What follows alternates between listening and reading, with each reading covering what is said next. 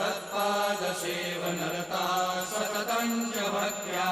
संसारजन्यदुरितोर्धवनिर्गतास्ते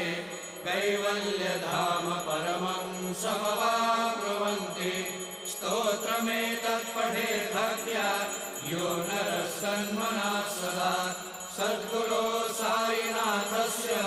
कृपापात्रं भवेत् ध्रुवम् करचरणकृतं वा कायजं कर्मजं वा श्रवणनयनजं वा मानसं वापराधं विहितं वा सर्वमेतत् क्षमस्व जय